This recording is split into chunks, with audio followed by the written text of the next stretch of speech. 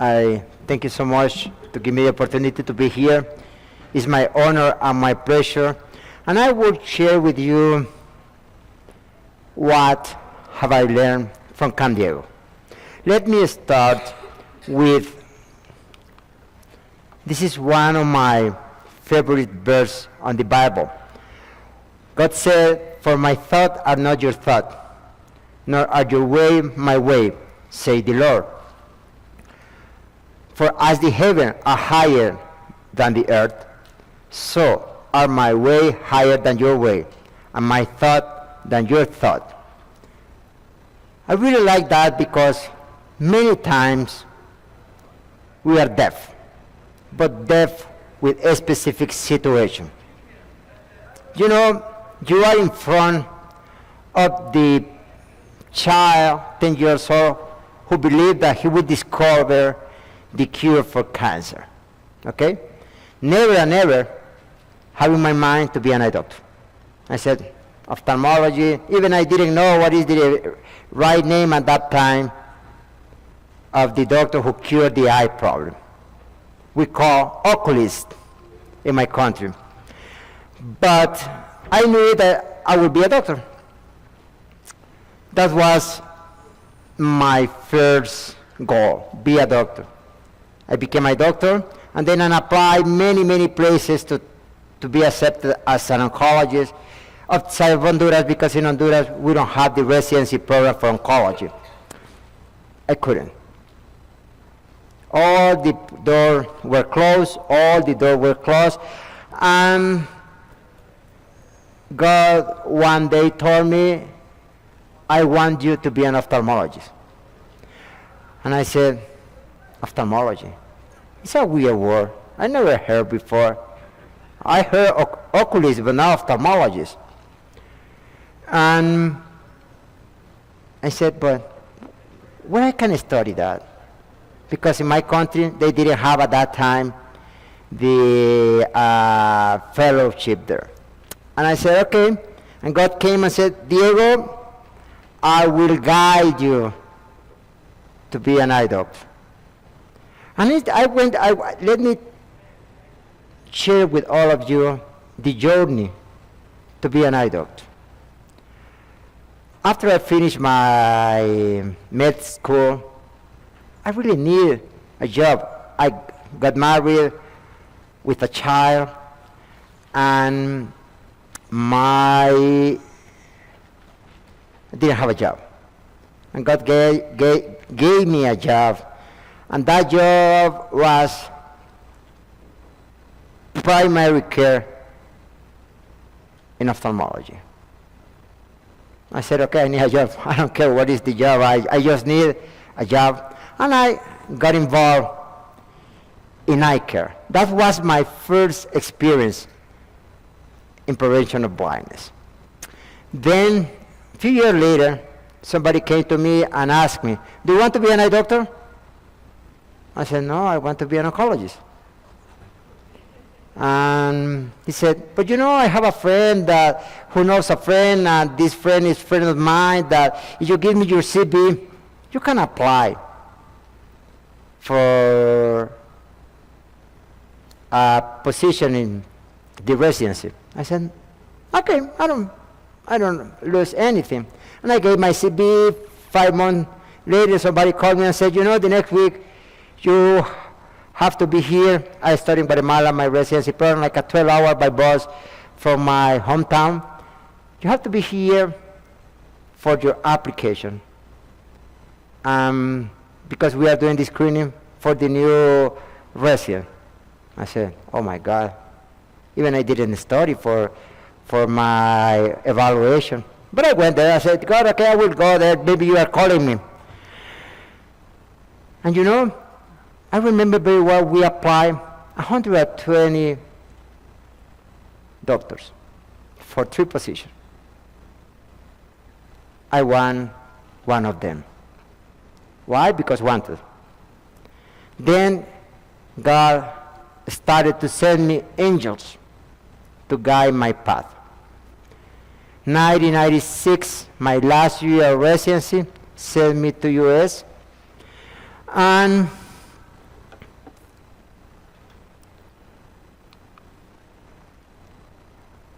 When I went to U.S., we have an exchange program here in U.S., in Florida, and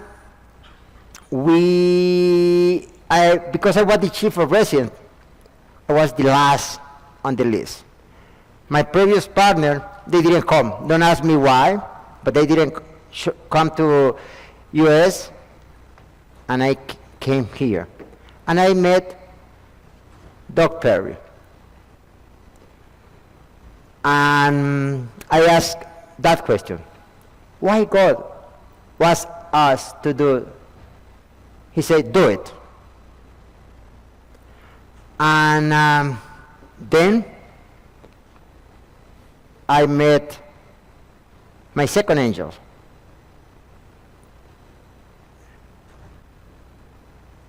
He is Dr. Perry, and a cornea eye doctor from Sarasota, Florida.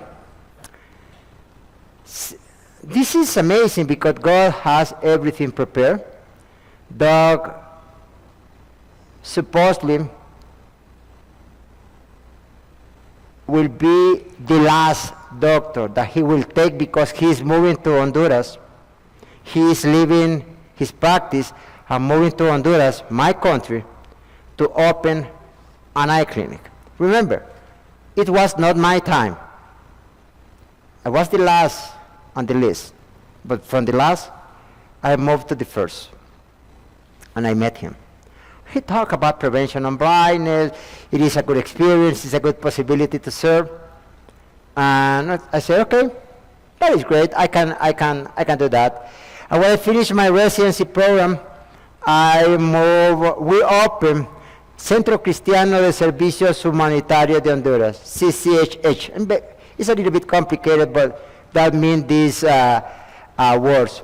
In Progreso, 45 minutes from my hometown, and we start a clinic for the poor. That clinic was supported by a Presbyterian church from Sarasota, Florida. I worked there for 11 years. In 2000, he developed a very aggressive cancer, and he died 8 months later after the diagnosis. And I was by myself. I said, oh my God, what can I do? Do I move to my hometown and open my private practice and start making money? Because I studied ophthalmology, not to prevention of blindness. I studied ophthalmology because I want to make money and live well. But the same, I really like to pray. And I say, okay, let me pray. My wife is more spiritual than I. She's a really convinced woman that God always has the control. And God told me, Diego, you have to continue in this project. And I said, but I am not ready. I always be under Dr. Perry umbrella. But he said, don't worry, I have to take care of you. And I have the opportunity to meet so beautiful and marvelous people.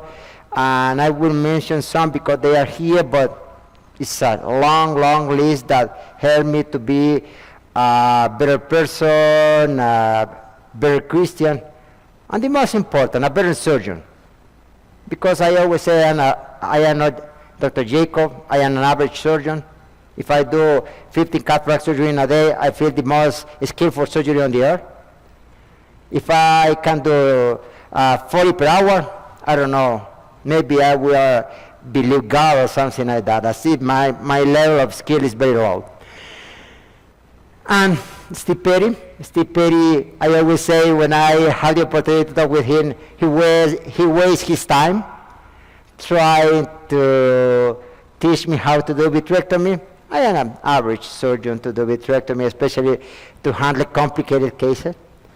James Kimball, who helped me to do medical retina and laser, because in Honduras, 11.2% of our population, they have diabetes, and 25.7 has diabetes. You know what the the word means is the combination of obesity and diabetes, and you know it's a high link to develop complicated related to metabolic problem. Baby Cook, stand pressure. They spent her time and came to Honduras to help me. That was between 98 with Dr. Petty, 2000, Dr. Kimball, 97, Dr. Cook, 2002, I think Stan came to try to tell me how to do plastic surgery, but don't tell him, but I am the worst plastic surgery on the earth. He wasted his time with me. And see this beautiful man with the tie in the back? This is me. When we start the clinic 1 year later, Dr. Perry decided, and this was our first stop working on that.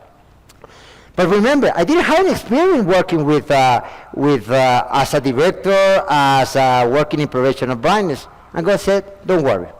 They send me people to help me as an eye doctor. But I need to learn how to handle that, because it's complicated. You know, I don't know how many of you are in charge of the administration of your office. It's complicated. Even if for non-profit organization, it's more complicated because you need to find a way where you have to get the money. But, and the same, God told me, Diego, don't worry. If your father and my mother abandon me, the Lord will hold me close. See? Amazing message for me.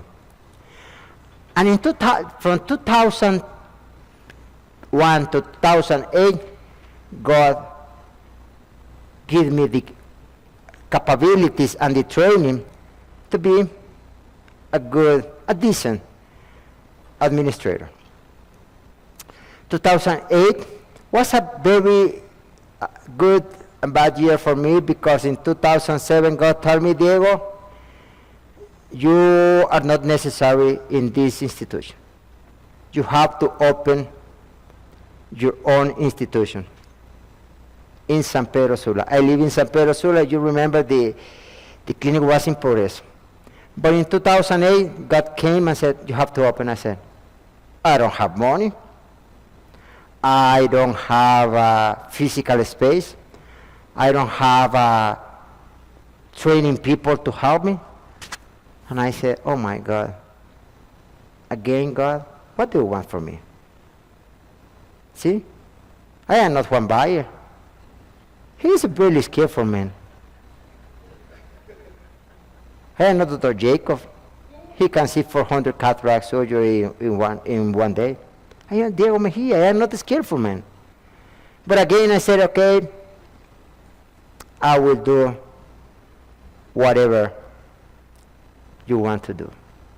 And then in 2008, we opened the clinic, and David Brown came with me in a meeting at the academy and said, Diego, I think you are ready for Camp Diego. I said, Camp Diego, what is that? I never heard that word. I said, Diego is my name, but Camp Diego was supposed to mean. And he said, you know, I know you really like to train, you really like to teach, I know you are well prepared. We are thinking to start training doctors who want to go to mission trip to learn how to do cataract surgery with MSIC technique. My wife, we always try to be together, and we saw to each other and said, oh my God, we don't have people, we don't have a space, we don't have even equipment. I have a very old Chinese microscope, but that's it. I said, but, and the same God said, Diego, it's not his decision, it's my decision. Believe in his word. We start Can Diego also. Jill is one of my latest assistant. I think you had a good experience, no? Okay. And then, and I always say, God answer. And we always, before that, we have the opportunity to talk with our small lecture about it. The lecture everybody knows, everybody read, everybody seen. But we talk about that, and then we do the surgeries and everything. That was since 2008. We train, I don't know, maybe a doctor per year. It's not a big number. If you add in 10 years, maybe it's 40, 45 doctor. Maybe 50% of them, they go to mission trip now. Maybe the other 50% is just for general knowledge. But if we learn to hear what God wants for us, everything is easy. Let me share in 2008. 2009, we have a political unrest in our country. It was a difficult time. And I remember we were very short of money. And I met that amazing man at the academy and asked me, "Dear, what you doing in retina?" And I told him, "No, Dr. Petty." "Why not?" I said, "Because I don't have the equipment." "No, to do retinopexy, you don't need so fancy equipment. Let's go, we will go to buy." And we bought the equipment, the small instrument and the buckles and the band and everything. When I came back, I have 5 retinal detachment surgery that I did. And with the money that with the profit, we can pay all the debt for the rest of the year. And I said, "Okay, God, you are in charge of the money too. I won't be worried for that. Okay, you are in charge for the clinic, you are in charge from the money, you are in charge for everything." And my second thing that I learned is faith. When we move by faith and not by sight, it's easy. Even if everything is dark, He will show us the path to follow. Then, I believe the most beneficial from Camp Diego is in front of all of you. It's me. Because plus, I learned to listen God. I learned to move by faith. But also, I have a group of friends, but really good friends, all over the world. I have friends in Argentina, in Ukraine, and of course, in US. And we have a really good relationship and bond.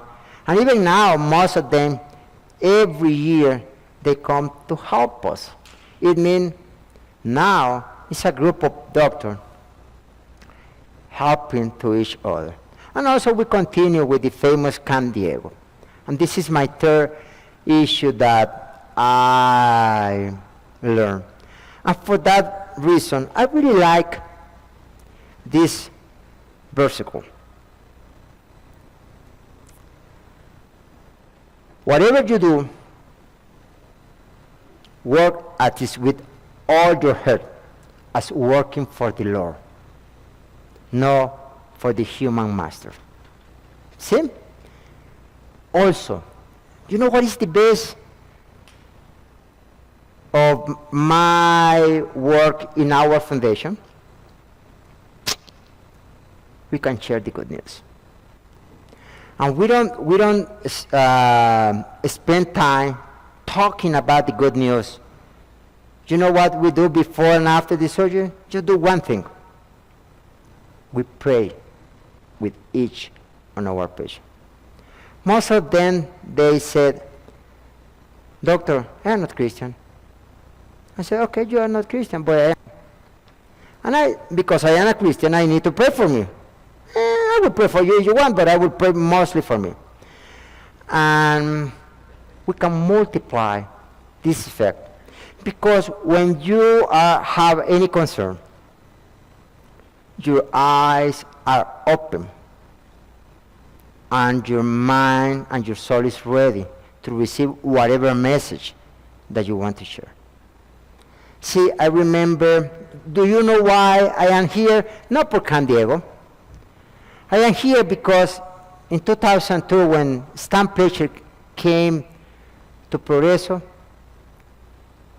as always, I pray with all my patients, and I impact him. And I knew that 4 months ago. I didn't do it to impact Stan Preacher or nobody. I just pray for my patient because I believe in God. And I believe each time when we are trying to do something, we are doing for God, like Colossians 3:23 said. And this is the main gift of all of us. Every time when you go to mission trip, with your action, with your praying, when this small thing that you do is a big message for that people. And you know what?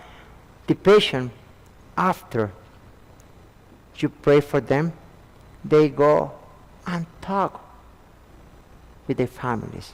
See, you can multiply the good news. This is the gift that each one of you receive from God. You are not eye doctors because God wants to. Because you want to. It's because God wants to.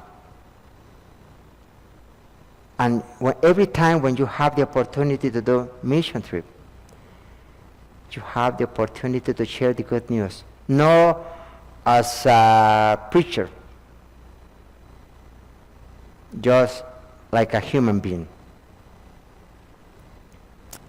Let me show you some picture. Let me just a few minutes about to talk our organization. We are a bad copy of Arabin High Hospital.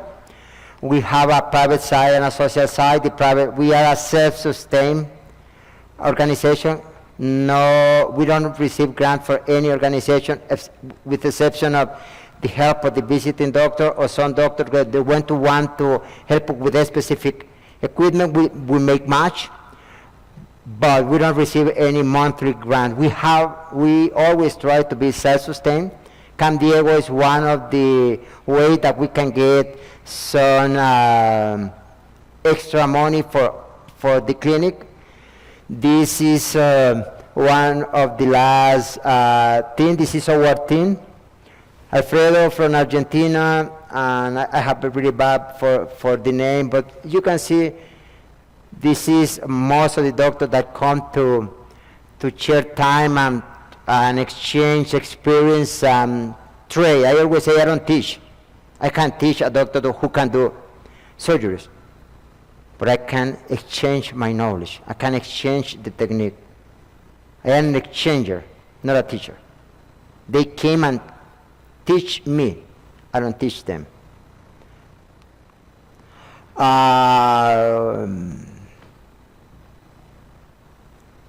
Don't forget that. We are, let me read for that, Ephesians 2:10. For we are God's handwork, created in Jesus Christ to do good work, which with God prepared in advance us to do. See? All of you are this. You are the instrument that God is using to spread the good news. That's it, the third thing the second or third, I can't remember the name, I am not good with the number. This is the reason that I became my doctor. But see, this is what God wants for all of us. And this is the most rewarding part. See, this is hit Hergas. I think he's from North Carolina. And can you see the face of the lady after the first day after the cataract surgery? She's happy. Dr. Ergas is happy. After his first visit, he's coming. It's the 4th time. He will be with us in October. But see, this is the reward. This is the reward for all of you. It's not the money. The money is good. We are here because we can afford the ticket, the hotel room, and everything. But that expression is priceless. Whatever you do, whatever, this is like a MasterCard advertising. You can buy that. After that, with MasterCard, you can buy whatever you want.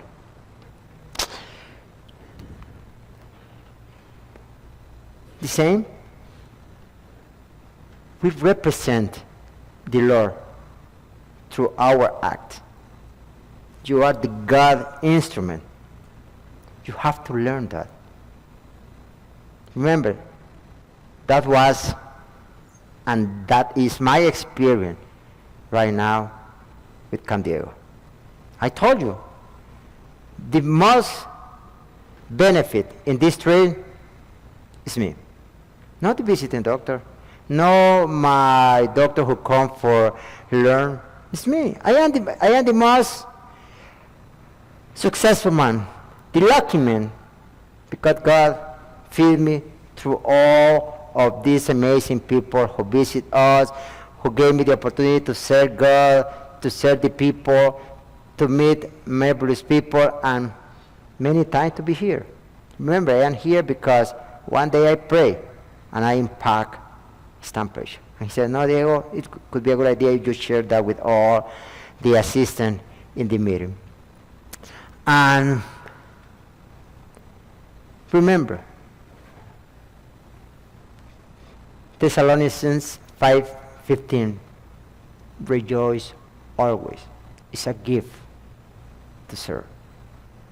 It's an amazing gift. See, in the picture of the left, sorry, I don't know what. See the technology, I'm not good with the technology. I barely good doing surgery, but not with the technology. To the left side, it is a small clinic. We don't see more than 100 patients per day. We are praying as a group. And then the OR anesthetist is praying with the patient. And this patient will go and talk with his family that in that clinic pray for God. This is a Christian clinic. And we never talk about the good news. Just pray.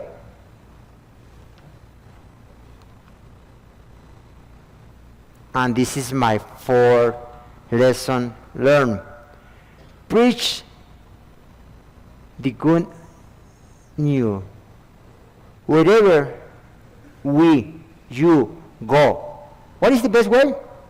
Pray, but put this prayer in action. If you act, if you are hungry, and I'm hungry, and I have 3 tortillas. Corn tortillas is the main food in our country. And I said, God will give you food for your hunger. And I eat my 3 tortillas. I am talking, but I am not acting. But if you share your tortillas, your gift, the skill, the abilities, the capacity to restore the vision to the people in need, see, we are acting. We are Ephesians 2:10. We are showing what God wants to show.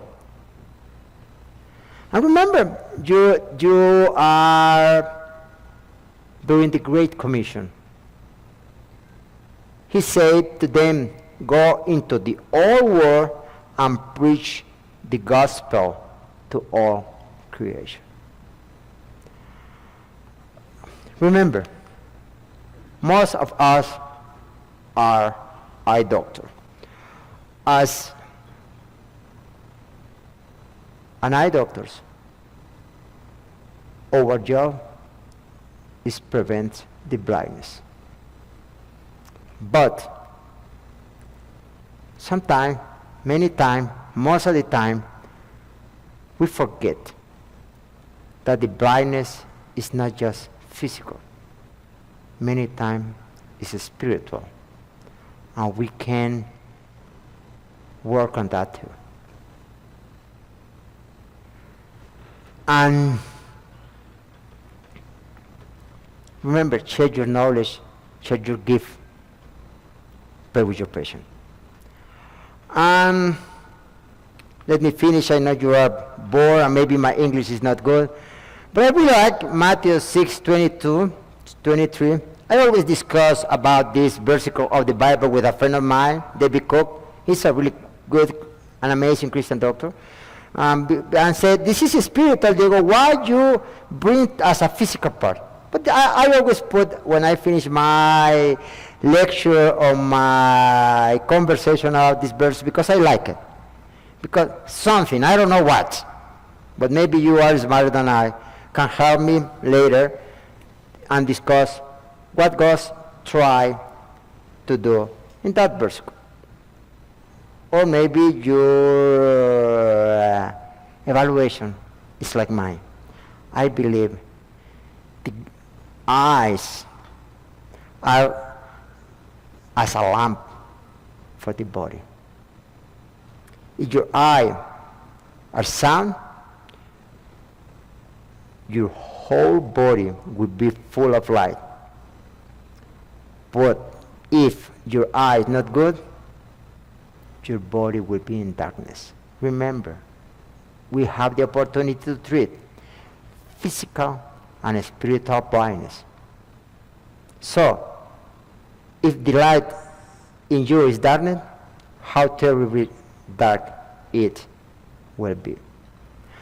And just let me show you the most amazing and favorite photo.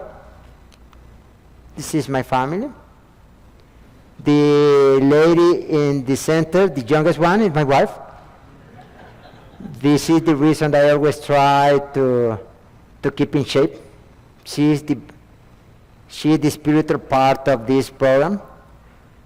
Also, I know Jill met her and she has the opportunity to talk with her. She is very Christian, she is very spiritual, and she's a motivation person. The lady in the right is Pamela. Pamela is finishing her fellowship in cornea, and in 6 months will join us to be part of the program. It means something good I am doing because she wants to be like his father. And in the left side, she has a marketing degree, but she is more crazy or smarter, I don't know what, than her sister, because her sister finished college and went to med school and then for the residency. Lorena first went for marketing, and I said, marketing, this is good because the advertising is good in any business. But then she said, no, I don't want to be a market person. I want to be a doctor. And she started medicine. And that man in the back of the room, one day, put in her mind that the retina is the best.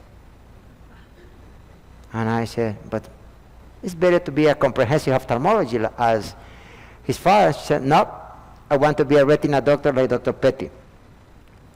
And now he's finished in med school, and soon, maybe, I don't know, 2 years, I am pushing Dr. Juan Valle to accept her in the Dominican Republic, but we will talk later. We'll have to trade something with him, because she's planning to apply for ophthalmology, and then, of course, retina. No? She said, if I don't do ophthalmology, it can be directed to retina. I said, no, you have to be ophthalmologist first.